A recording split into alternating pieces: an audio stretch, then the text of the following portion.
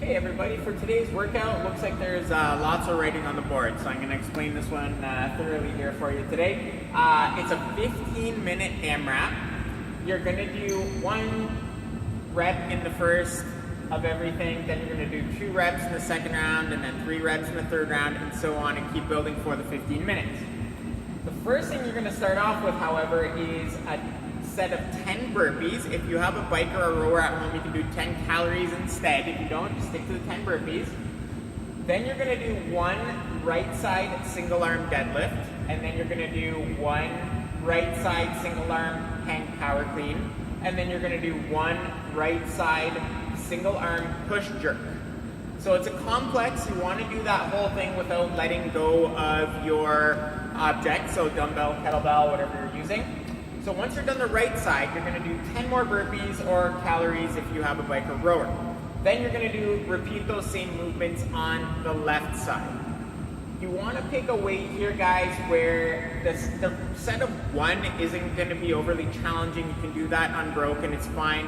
As you get into the sets of 3 and 4, that's where you might start noticing it's getting a little bit more challenging. You might have to put the object down, give your arm a quick shake before you start going again. So keep that in mind for this workout. You don't want to go too light, but you don't want to go very heavy either. You want to find that medium range for that object.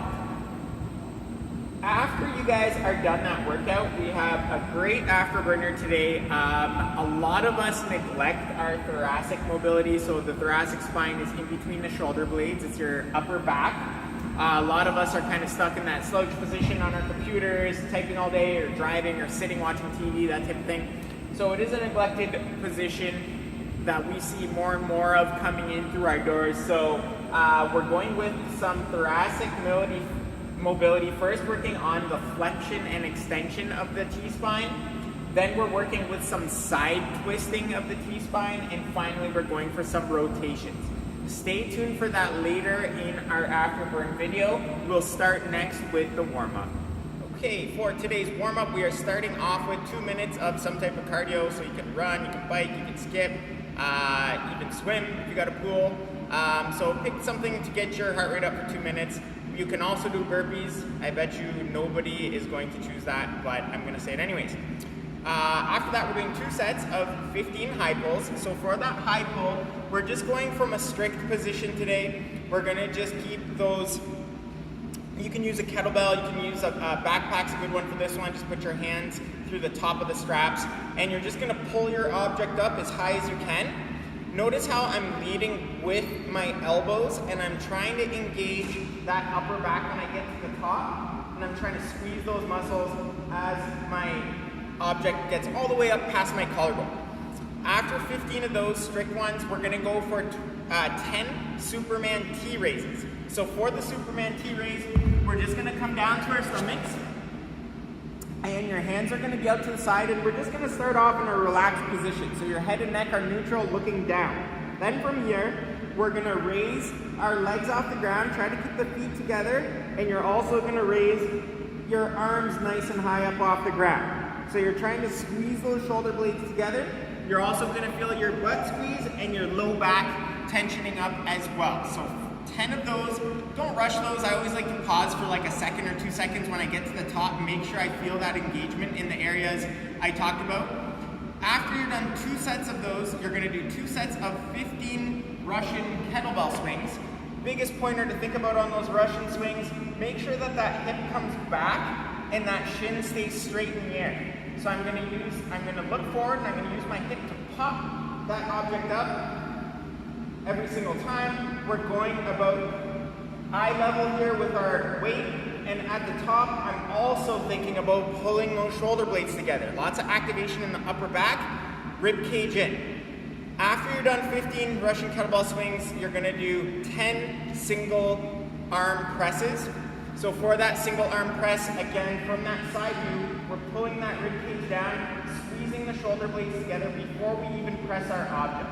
Once you get overhead, your head can go slightly through that window. I'm squeezing that shoulder blade again at the top for 10 nice and controlled on one side, and then 10 nice and controlled on the other side for 2 sets. Enjoy the warm-up today, guys. We will see you for the workout next. single arm deadlift, we like to place that item in between the feet. So your deadlift width is going to be about where you squat. You can go a little bit wider if you want to get into that sumo stance. That's totally fine as well. And what I want you guys to think about here is we're going to think about that hip hinge. So I'm going to think about pushing that hip back and then drawing my hips down after that.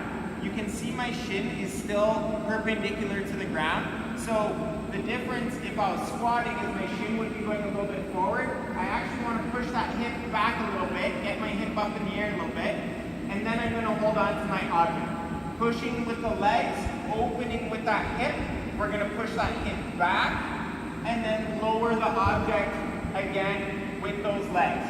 I want you guys to squeeze your butt at the top, make sure the abs are tight. Sometimes when we squeeze our butt, we tend to overarch.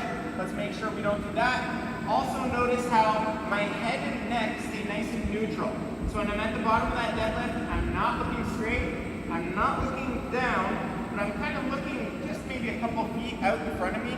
I want the top of my head to my tailbone to stay in a nice and straight line. If you guys have the mobility and you find it easier or a different type of challenge perhaps to stick to your normal deadlift position, so feet under that hip, and we're just going to keep that dumbbell or kettlebell outside the stance, it makes it a little bit trickier, but it might be a good challenge for you today to do that as long as you keep that back nice and flat. That's the most important part. Those 9 Hinge power cleans, so again, you guys can use that same weight. If you're going single arm, let's go 9 per side, or if you have a barbell, just go 9 total as prescribed. For those Hinge power cleans, guys, we're gonna bend over at the hips, kind of like that bent over row position. From here, we're gonna drive through the legs nice and hard. As we drive through the legs nice and hard, pull through the elbow. We're gonna land in that front rack position. So that front rack position, elbows tall, hips are back. Then we're gonna stand it up from there before we start our next rep. So nice hard drive, elbow through, hips back, and then stand it up. Make sure, guys, it's common. We're gonna be kind of wanting to let our knees kind of go forward and catch with those femurs.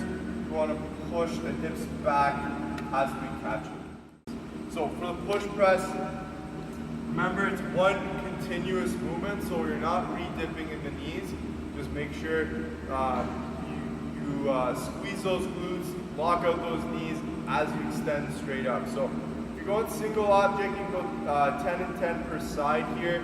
With that dip and drive, remember, as we're coming down, we want to stay nice and vertical. So we don't want to deviate that back angle at all. We want to keep it nice and straight, almost like as if I were leaning against that wall and I'm just going down with the length of the wall there, so I'm staying nice and straight. So think about that, guys. You're dipping down, staying nice and tall. Weight is going to be a little bit more in that heel as you're coming down.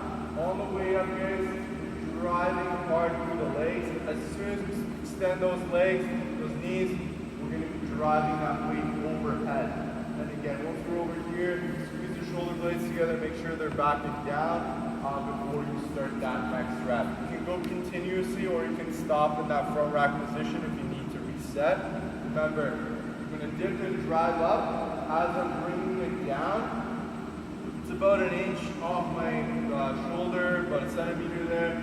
I'm going to start dipping down so that I can start my next rep. So control the way down, getting ready, dip, going into that next rep. Alright guys, we're here for the afterburner. We're gonna do some thoracic mobility here.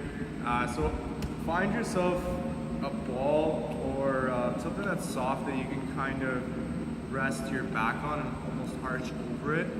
Don't pick something too hard there, it's going to feel painful in the back. That pivot point, we want it to be at the middle of our back. So we're going to use that object to pivot at that point.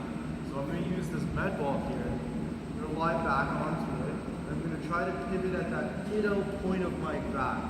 From here, once I'm in that arch position, I'm going to get my arms overhead, so behind my back, the back of my head I mean. From here we're going for 10 flexion extension reps here. So we're going to kind of let ourselves go back, extending as much as we can, and and then pulling back in as much as we can. We're going to be doing 10 reps here, nice and slow. Again, these are not for time or anything like that. We're just trying to open up that back and that thoracic spine there. From there, we're going to go into some side twists. So same position. This time we're going to kind of bring our elbow towards our hip and then back in again, then switch and do it on the opposite side. You'll notice that you'll feel tight on those lats. You might need to work on a little bit more mobility in that section if you need to there. You find that you're really tight when you're going down, especially on the opposite side. But we're going to go again, 10, alternating as you're in that arch position, okay? Once you're done that, we're gonna go for rotations to finish off. So still again, mid-back is that anchor point there. You're gonna twist and look towards the floor. Back into that center position, same thing, twist. And always try to move that whole upper body towards the direction that we're twisting towards. So 10 reps of everything, guys. Take it slow. You can use a pillow. You might need to stack a couple of them, make sure it's not too hard on your back, and you're twisting at that middle point of your back there. That'll be where your thoracic spine meets, so make sure it's at that point there. Other than that, guys, hope you guys enjoy the mobility in the WOD. We'll see you guys tomorrow for the next workout.